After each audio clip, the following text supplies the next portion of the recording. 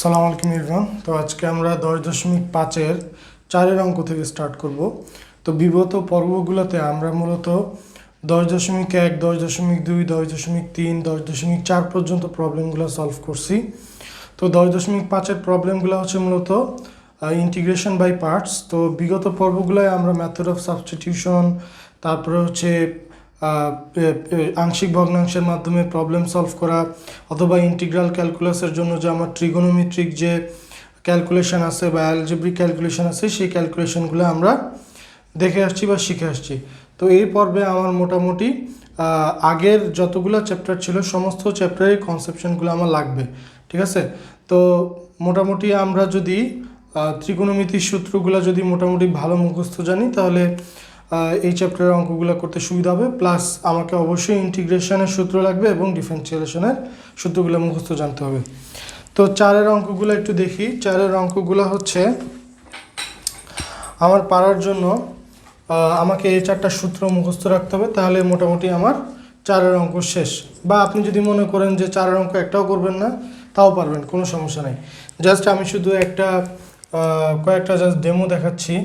4-এর 1 নম্বরটা বলতেছে যে ইন্টিগ্রেশন অফ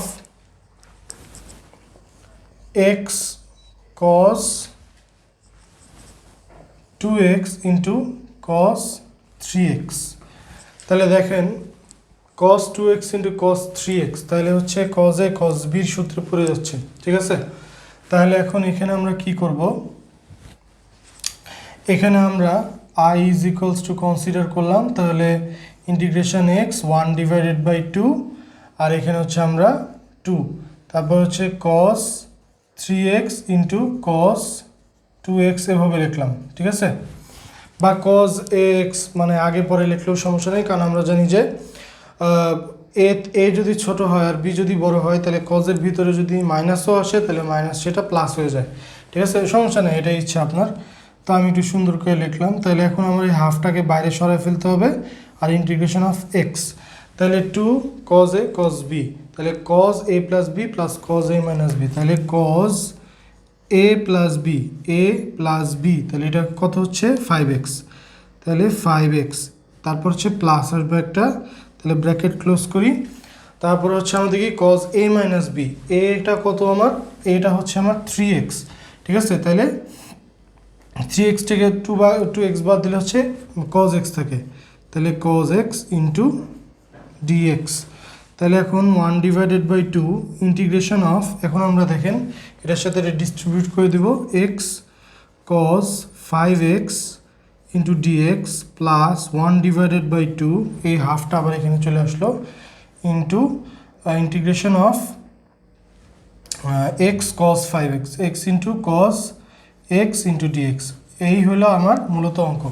এখন x cos 5x, x cos x এগুলো আমরা হচ্ছে কি অলরেডি 1, 2, 3 এগুলো করে আসছি, ঠিক আছে। তো এখানে আমি আর দেখাচ্ছি না। তো 4-এর 1 তো আমরা দেখালাম। 4-এর 2 নম্বর অঙ্কটা একটু দেখি। 4-এর 2 নম্বর অঙ্কটা বলতেছে যে ইন্টিগ্রেশন অফ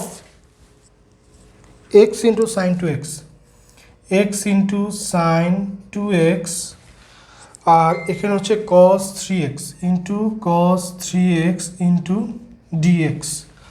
আচ্ছা, এখানে আমরা কি করতে পারি বলেন তো। এখানেও কিন্তু আমরা একইভাবে ওই প্রসেসেই প্রবলেমগুলো সলভ করতে পারি।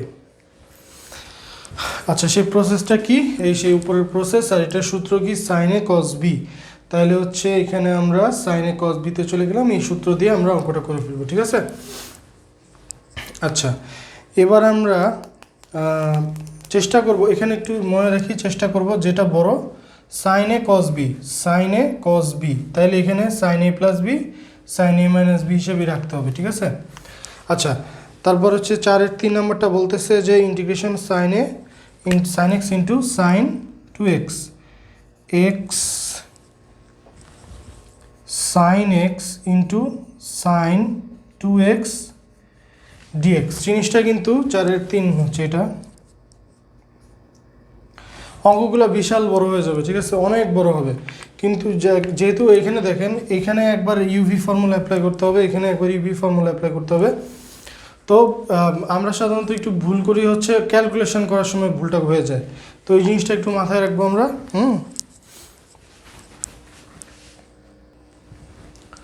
আর একটা জিনিস মনে রাখবো, সবসময় আমরা বড়টা থেকে ছোটটা বিয়োগ করব।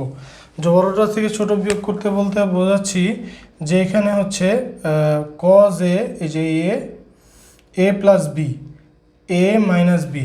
আচ্ছা আর একটু বুঝাই, সেটা হচ্ছে এখানে দেখেন, আচ্ছা এখানে আর কি দেখাবো, এখানে দেখানোর তেমন কিছু নেই।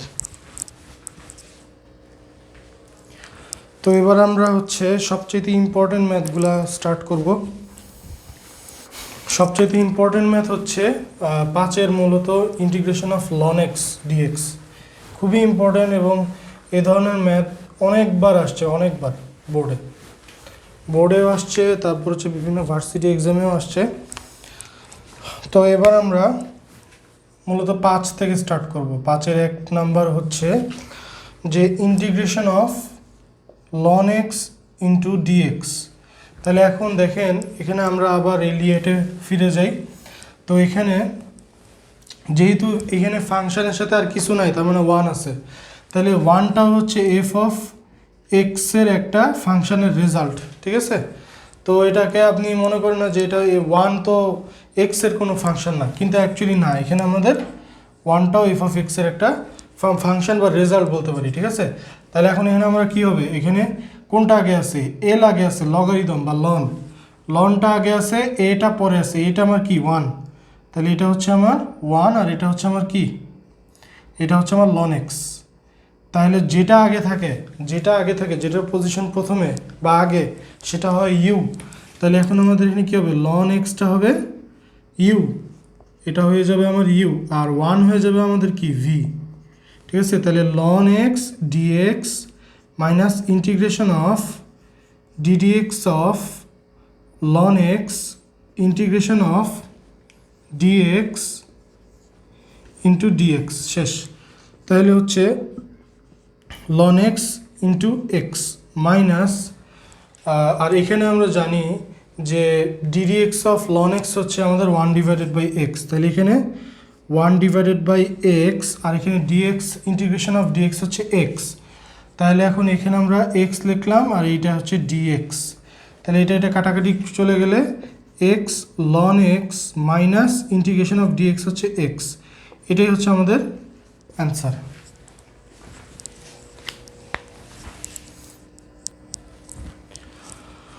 অঙ্ক করার সময় দেখলে মনে হবে যে অঙ্ক খুবই ইজি, কিন্তু আপনি যখন এই অঙ্কটা যখন করতে যাবেন তখন কিন্তু আপনি অনেক জায়গায় আটকে যাবেন, মনে হচ্ছে যে না অঙ্কটা অনেক ইজি, কিন্তু অঙ্ক করতে গেলে অনেক জায়গায় আপনি আটকে যাবেন। আর ভুলেও গাইড সাথে সাথে দেখবেন না, একটা অঙ্ক করার পরে একটা অঙ্ক মানে বোঝার জন্য আপনাকে প্রায় 10 থেকে 15 মিনিট বা 20 মিনিট সময় অতিবাহিত করতে হবে, ঠিক আছে, মিনিমাম। আপনি যদি অঙ্কটা প্রশ্নটা দেখার সাথে সাথে যে গাইডের সলিউশনটা দেখে কী করছে, সলিউশন দেখে যদি অঙ্কটা করেন, তাহলে অ্যাকচুয়ালি আপনি অঙ্কটা মুখস্থ করতেছেন, আপনার যে মানে ক্রিটিক্যাল যে জিনিসগুলো আপনার মাথায় ঘোরার কথা, এই জিনিসগুলো আর কখনো ঘুরবে না। ইভেন তো পরীক্ষার হলেও আপনি অঙ্ক আটকায় যাবেন আর অঙ্ক মিলাইতেই পারবেন না। ইভেন তো এরকম কিন্তু অহরহ হয়, আমার ক্ষেত্রেও হয়েছিল, ঠিক আছে, যে অঙ্ক আমি অর্ধেক করার পর আমি আর পারতেছি না, ব্যাপার কি, এরকম তো কখনো হয় না। কারণ এত অঙ্ক, হাজার হাজার অঙ্ক, ঠিক আছে, এতগুলো অঙ্ক আপনি কোনটা ছাড়া কোনটা আপনি মনে রাখবেন, এর জন্য বেটার কি এক্সপ্লোর করা, ম্যাথগুলোকে এক্সপ্লোর করা, জাস্ট শুধু সূত্রগুলোকে মুখস্থ রেখে ম্যাথগুলোকে এক্সপ্লোর করা, এই আর কিছু না। আচ্ছা 5-এর 2 নম্বরটা বলতেছে যে integration of loan sec inverse of x divided by x root over x square minus 1 into dx। তো এখানে দেখেন আমি কি করব, আমি জানি যে sec inverse x এর কিন্তু ডেরিভেটিভ জানি, ঠিক আছে। তাহলে sec inverse x এর ডেরিভেটিভ করলে নিচের অংশটা কি কভার হয়ে যাচ্ছে উইথ রেসপেক্ট টু dz। তাহলে এখন আমার কিন্তু তখন এটা লন জেডই হয়ে যাবে, ঠিক আছে। তখন আমাকে আবার ইউভি ফর্মুলা অ্যাপ্লাই করতে হবে। তাহলে এখানে আমি কি করতেছি, method of substitution plus integration by parts দুইটাই করতেছি। তো ধরি sec inverse of x is equals to z, অতএব ddx of sec inverse of x is equals to ddx of z। তাহলে এখন এখানে আমরা জানি যে ddx of sec inverse of x 1 by x into root over x square minus 1, তাহলে এই dz-টাকে উপরে উঠাই দিলাম, আর x root over x square minus 1 is equals to dz বসাই দিলাম, ঠিক আছে। তাহলে এখন আমার অঙ্কটা কিভাবে দাঁড়ায়, লন এতটুকু অংশের মান কত, এতটুকু অংশ তো z কনসিডার করছি, তাই তো, sec inverse x হচ্ছে z, তাহলে এখন এতটুকু অংশ z হয়ে গেল, আর নিচের এতটুকু অংশটা হয়ে গেল, নিচের এতটুকু অংশ হয়ে গেল dz, তাহলে dz। তাহলে এখন সিম্পলি আগের মতো করে আমরা অঙ্কটা করব, অঙ্কটা হয়ে যাবে। তাহলে এখানে 1 ধরবো, 1 কি আমাদের অ্যারিথমেটিক, আর লন z হচ্ছে লগারিদম, তাহলে হচ্ছে লন z যেহেতু আগে আছে মানে লিয়েটের অনুক্রমে, তাহলে লন জেডকে আগে রাখবো, তারপর হচ্ছে dz minus integration of ddz of ln z integration of dz then bracket close, then আবার dz। এখানে যদি কোনো কারণে ভুলেও যদি x দিয়ে দেন, ঠিক আছে, তাহলে কি হয়ে যাবে, এই অংশটা 0 হয়ে যাবে, তাহলে এই পুরো অংশটা 0 হয়ে যাবে, তাহলে কিন্তু এই অ্যান্সার কিন্তু আর মিলবে না, ঠিক আছে। তাহলে এখানে হচ্ছে আমার z into loan z minus integration, এটাকে আমরা 1/z বলতে পারি, আর ইন্টিগ্রেশন অফ dz হচ্ছে z, তাহলে হচ্ছে আমার লাস্টে থাকতেছে dz, তাহলে z কাটা, তাহলে z লন z মাইনাস এখানে হচ্ছে ইন্টিগ্রেশন অফ dz হচ্ছে z। তাহলে এখন আমার z এর মান কত, জেডটাকে এখানে কমন নিয়ে নিই, তাহলে একবার বসাই দিব, তাহলে z কমন নিলাম, ln z minus 1 is equals to z এর মান কত, sec inverse of x, sec inverse of x into loan sec inverse of x minus 1 plus c, এটাই হচ্ছে আমার 5-এর 2-এর ফাইনাল রেজাল্ট। তো হ্যাঁ, এরপর আমরা হচ্ছে 5-এর 3 নম্বরটা স্টার্ট করব। তো 5-এর 3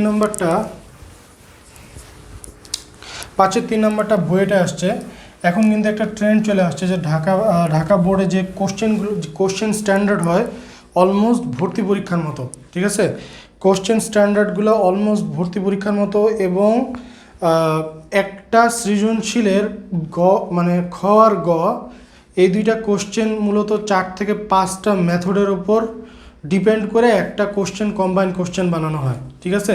তো আমরা এখানে যেমন 1-এর 1, 1-এর 2, মানে 10.5-এর 1, 2, 3, 4, 5 এভাবে করতেছি। তো স্যাররা এমনভাবে কোশ্চেনটা সেট করে যেন ওই 10.5-এর সমস্ত অঙ্কের যে মানে যে প্রসেসটা সবগুলো যেন একটা অঙ্ক ধরেই যেন করা হয়, মানে একটা অঙ্ক এমনভাবে দেয় ওই অঙ্কটার সবগুলা প্রসেস ওই চ্যাপ্টারের মধ্যে থাকবে, ঠিক আছে, এরকম কাহিনী করা হয়। তো সবগুলা ম্যাথ করার অভ্যাস তৈরি করতে হবে, প্রবলেম সলভিং স্কিল বা সমস্যা সমাধানের দক্ষতা অর্জন করার জন্য প্রচুর পরিমাণে প্রবলেম সলভ করতে হবে। কেমিস্ট্রির ক্ষেত্রেও, কেমিস্ট্রিতে তো প্রচুর প্রবলেম আছে, কেমিস্ট্রিতে যেমন প্রচুর প্রবলেম আছে, তারপর হচ্ছে আপনার ফিজিক্সে কিন্তু প্রচুর ম্যাথ যদি আপনি ওই ফিজিক্সের চ্যাপ্টারের শেষে যে 50টা বা 60টা যে ম্যাথগুলো থাকে, এইসব ম্যাথ যদি আপনি নিজে সলভ করতে না পারেন, তার মানে বুঝতে হবে আপনি ফিজিক্স কিছুই পড়েন নাই বা কিছুই পারেন না। সত্যি কথা, একদম সত্যি কথা, মন খারাপ করেন না, অ্যাকচুয়ালি আপনি কিছুই পারেন না ফিজিক্সের, ঠিক আছে। আপনাকে যখন একটা মানে স্ট্যান্ডার্ড কোশ্চেন দেওয়া হবে, তখন আপনি ওই প্রবলেমগুলো যদি সলভ না জানা থাকে, তাহলে কিন্তু আপনি ফিজিক্সের ওই প্রশ্নগুলো উত্তর করতে পারবেন না, বা উত্তর করবেন কিন্তু মানে স্যাটিসফাইড অ্যান্সার হবে না। আচ্ছা, যাই হোক, এবার 5-এর 3 নম্বর অঙ্কটা সলভ করি। 5-এর 3 নম্বরটা বলতেছে যে integration of x square into ln x whole square into dx. এখানে আমার স্কোয়ার উপরে কী আছে এটা আমার দেখার বিষয় না, আমার দেখে বুঝতে হবে যে এটা অ্যাকচুয়ালি কোন টাইপের মধ্যে পড়তেছে। এটা হচ্ছে আমাদের লনের মধ্যেই পড়তেছে, আর এটা হচ্ছে কি আমাদের অ্যারিথমেটিক অপারেশনের মধ্যে পড়তেছে। তাহলে লনের মধ্যে পড়তেছে হচ্ছে আমার এখানে লন এক্স হোল স্কোয়ার, যেটা হচ্ছে আমার ইউ হিসেবে কনসিডার হবে, আর এ হচ্ছে আমার এক্স স্কোয়ার, যেটা হচ্ছে আমার ভি হিসেবে কনসিডার হবে, তাই তো। তাহলে এখানে আমরা আরেকবার লিখি, এটা হচ্ছে আমার ইউ আর এটা হচ্ছে আমার ভি। তাহলে এখন আমরা কি করব, দেখেন ln x whole square integration of x square into dx minus integration of এই অংশটা মুছে ফেলি, ইন্টিগ্রেশন অফ এখানে আমরা লিখব হচ্ছে ddx of ln x whole square integration of x square into dx then আবার ইন্টু ডিএক্স। ওকে, তাহলে এখন নেক্সট লাইনে কী হবে, ln x হোল স্কোয়ার, এই জায়গাটায় হাত দেওয়ার দরকার নেই, এক্স স্কোয়ার হচ্ছে এক্স কিউব ডিভাইডেড বাই 3, তাহলে x cube divided by 3 minus integration of ddx of ln x, এটা প্রথমে হচ্ছে x to the power n ফাংশনের মতো আচরণ হবে। তো এখানে দেখেন ddx অফ ln x স্কোয়ার, ঠিক আছে, এটা হচ্ছে ডেরিভেটিভের জন্য আমরা প্রথমে এটাকে x to the power n হিসেবে কনসিডার করতেছি, কিন্তু এখানে আমি কিন্তু এই জিনিসটাকে x to the power n হিসেবে কনসিডার করি নাই, ঠিক আছে, এটা আমার স্পষ্ট দেখা যাচ্ছে, এটা হচ্ছে মানে লনের ওপর স্কোয়ার, ঠিক আছে, তো এটা কিন্তু x to the power n বা এটাকে অ্যারিথমেটিক হিসেবে ভাবলে কিন্তু ভুল হবে, ঠিক আছে, চরম ভুল হবে, এই ভুলটা করবো না। হ্যাঁ, তাহলে এখানে x to the power n হচ্ছে 2 ln x, এটা কি x, ln x কি x না, তাহলে ddx of ln x, ddx of ln x, তাহলে আমার রেজাল্ট দ্বারা হচ্ছে 2 ln x divided by x, আর আমরা জানি ddx অফ ln x হচ্ছে 1/x, তাহলে এখানে আমরা সরাসরি লিখে ফেলি 2 into ln x divided by x, আর এখানে হচ্ছে x square, integration of x square হচ্ছে এক্স কিউব ডিভাইডেড বাই 3, ঠিক আছে, আর এই ডিএক্সটা নিচে চলে আসলো, তাহলে 2 ডিভাইডেড বাই 3কে সরাই ফেলি, ln x স্কোয়ার into x cube divided by 3 minus এখানে হচ্ছে 2 divided by 3 integration of ln x into x square dx. এখন মজার বিষয় হচ্ছে এখানে আমাকে ইউভি ফর্মুলা অ্যাপ্লাই করতে হবে, তো এখানে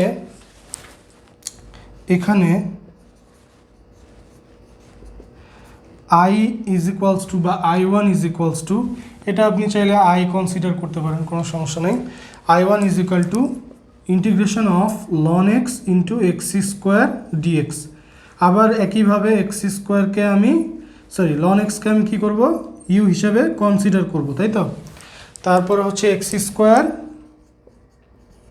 dx minus integration of ddx of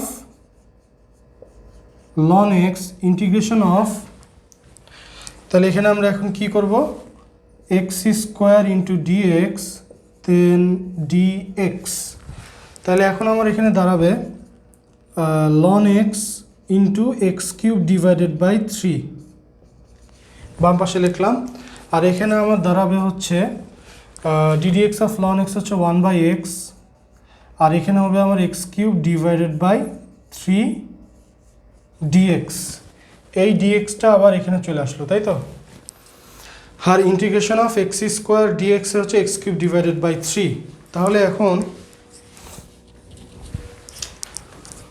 তাহলে এখন আমরা যেটা করব এখানে সেটা হচ্ছে is equals to x cube divided by 3 ln x minus integration 1/3 integration of x square dx. Okay, তাহলে এখন আমার এখানে দাঁড়াচ্ছে x cube divided by 3 ln x minus, তাহলে 1/3 into x cube divided by 3 plus c, আচ্ছা সমস্যা নাই, এখানে আপনি যদি সি দেন কনসিডার করেন কোনো সমস্যা নেই, তাহলে এখন আমরা এখানে সরাসরি লিখতে পারি যে x cube divided by 3 into ln x minus x cube divided by 9 plus c, তাহলে আমার ফাইনাল রেজাল্ট দাঁড়াচ্ছে কি, ফাইনাল রেজাল্ট দাঁড়াচ্ছে এখানে আমি লিখে ফেলি, অতএব i ইজ ইকুয়ালস টু,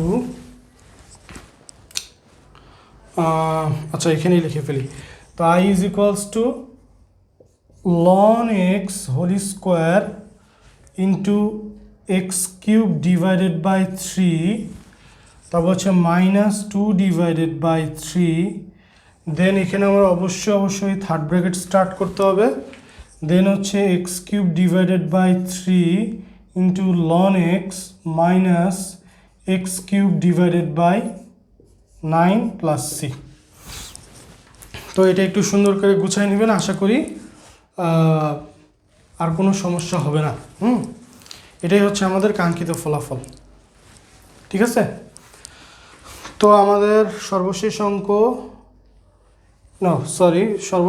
না, আমাদের 4 নম্বর অঙ্কটা এখন আমরা করতে যাচ্ছি। তো 4 নম্বর অঙ্কটা লন সিরিজেরই, মূলত লন সিরিজেরই অঙ্ক।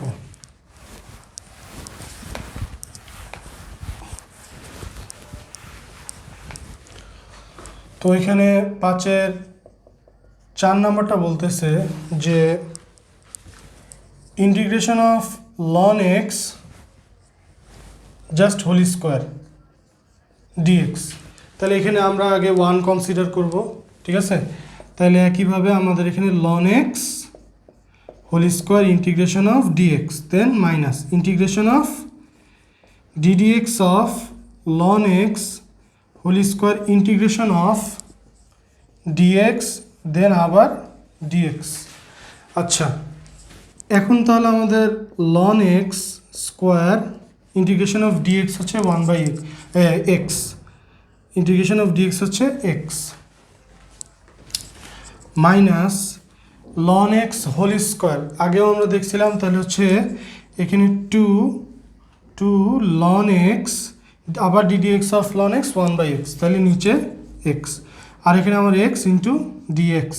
তাহলে এখানে আমরা এটা কাটাকাটি করে ফেললাম, তাহলে x ln x whole square minus 2টাকে সরাই দিলাম। তাহলে সরাসরি আমরা এখন ইন্টিগ্রেশন অফ ln x এর আবার করতে হবে। তাহলে যদি ইন্টিগ্রেশন অফ ln x করি, তাহলে এখানে বলতে হবে ln x integration of dx minus integration of ddx of ln x, then integration of dx, then আবার ইন্টিগ্রেশন দেন আবার dx। তো এরপর আমার কি হবে, x ln x whole square minus 2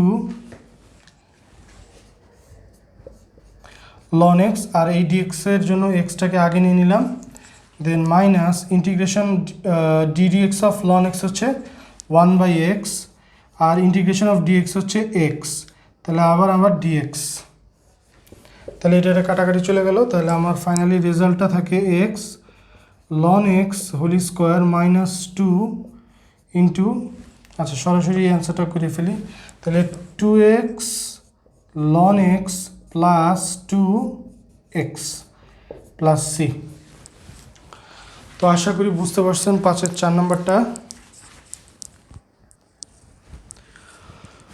তো এবার আমরা 5-এর 5 নম্বরটা করব।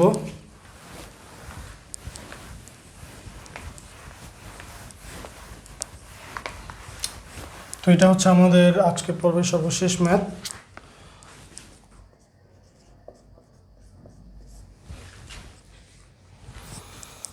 তো এটা বলতেছে যে ইন্টিগ্রেশন অফ ln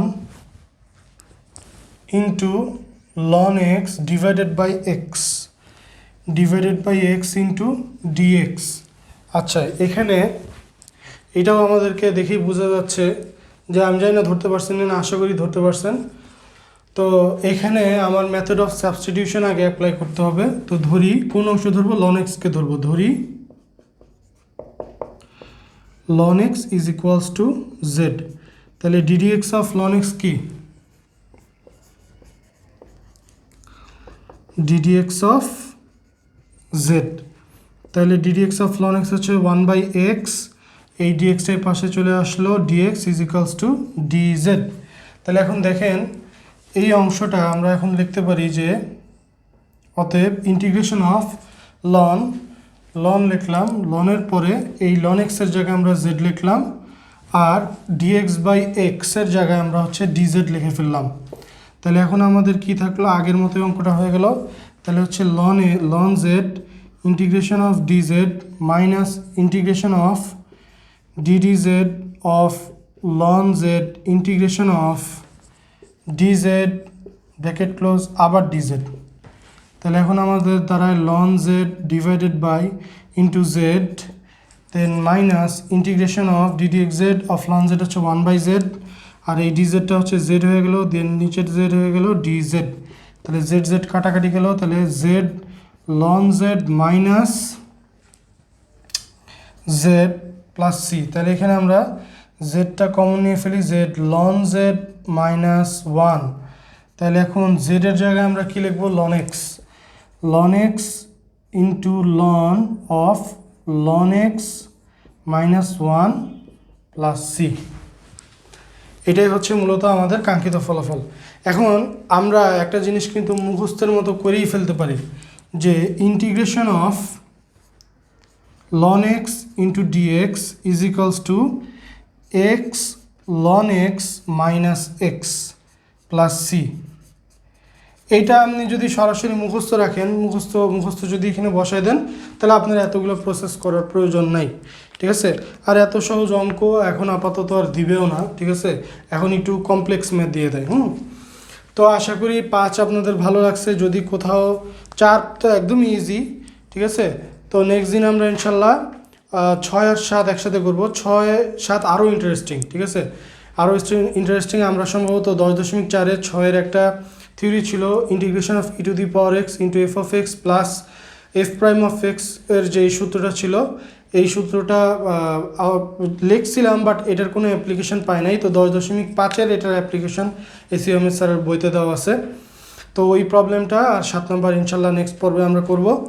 তো একটা কথা বারবার বলতেছি, সেটা হচ্ছে যে আপনাকে প্রচুর পরিমাণে ম্যাথ সলভ করতে হবে, এবং সেই ম্যাথ সলভের ওয়েটা আমি বলি, সেটা হচ্ছে যে প্রথমে আপনাকে একটা প্রবলেম পড়ার আগে বা যে চ্যাপ্টারটা স্টার্ট করতেছেন, ওই চ্যাপ্টারের আগে যে ইয়াগুলো থাকে, থিওরিগুলো থাকে ওই বইয়ের, ওই থিওরিগুলো বারবার পড়বেন।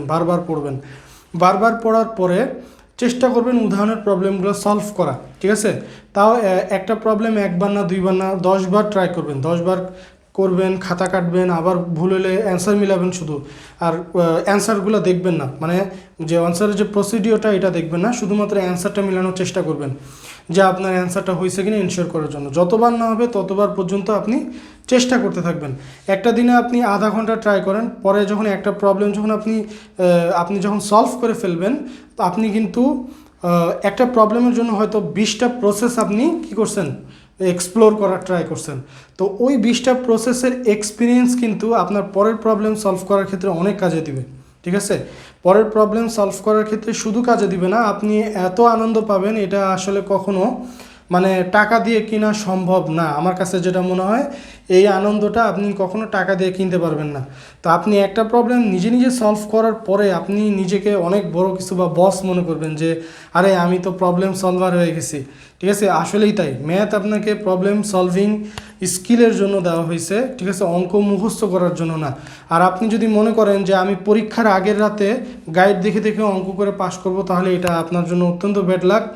আমার মনে হয় যদি আপনি কোনোভাবেই মানে ম্যাথে এইভাবে সময় দিতে পারতেছেন না, পরীক্ষার আগের রাতে অঙ্ক বা গাইড বা খাতা নোট দেখে অঙ্ক মুখস্থ করে, অথবা হচ্ছে যে ইম্পর্টেন্ট নোটগুলো দেখে বা স্যারের হেল্প নিয়ে স্যারকে রাতের বেলা ডিস্টার্ব করতেছেন যে স্যার নোট দেন বা দেন, গুরুত্বপূর্ণ ম্যাথের ইয়াগুলো দেন, লিস্টগুলো দেন, শুধু ওগুলাই করে মুখস্থ করে যাই, তাহলে এটা রিয়েলি ব্যাড লাক, খুবই খারাপ।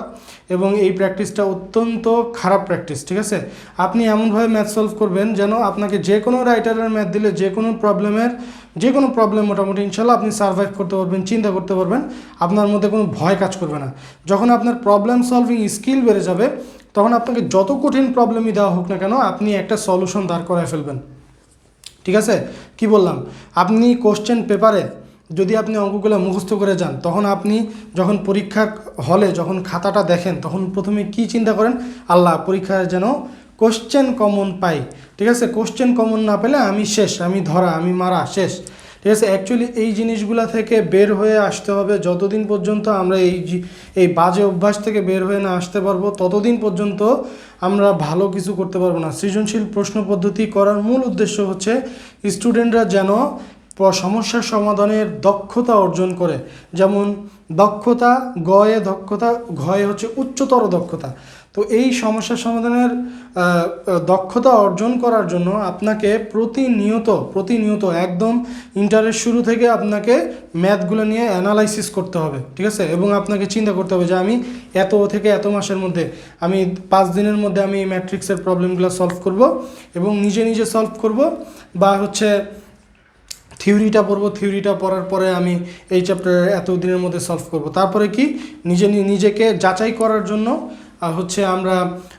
আমি হচ্ছে অনু রাইটারের একটা ম্যাথ বই নিয়ে দেখলাম যে আমি আসলে প্রবলেমগুলো সলভ করতে পারতেছি কিনা, বা এটা ধরতে পারতেছি না, বা কোনো জায়গায় যদি মানে মনে হচ্ছে যে কোশ্চেনটা একটু কমপ্লেক্স। সব বই কিন্তু মানে একই চ্যাপ্টারের সব বই কিন্তু ডিফারেন্ট ম্যাথ থাকে এবং ডিফারেন্ট কমপ্লেক্সের ম্যাথ থাকে, ঠিক আছে? তো এগুলো আপনাকে খুঁজে একটু কষ্ট করে বের করতে হবে।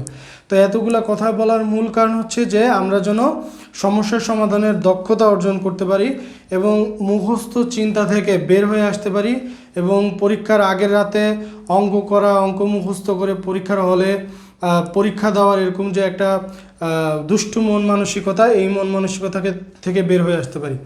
তো আমার কথাগুলো যদি ভালো লাগে বন্ধুদের মাঝে শেয়ার করবেন। আর কোন জায়গায় প্রবলেম হচ্ছে, যদি এই চ্যাপ্টারে কোথাও কোনো প্রবলেম থাকে, বা আমার অঙ্কে যদি কোনো ভুল থাকে, বা কোনো সাজেশন, যে কোনো ধরনের সাজেশন আমাকে কমেন্ট বক্সে জানাবেন। ইনশাল্লাহ আমি সেগুলোকে শুধরে নেওয়ার চেষ্টা করব, বা অথবা আমি নতুনভাবে জিনিসটাকে চিন্তা করে ঢেলে সাজাবো যে কীভাবে টিউটোরিয়ালগুলো বানালে ভালো হয়। তো আসসালামু আলাইকুম, ভালো থাকবেন।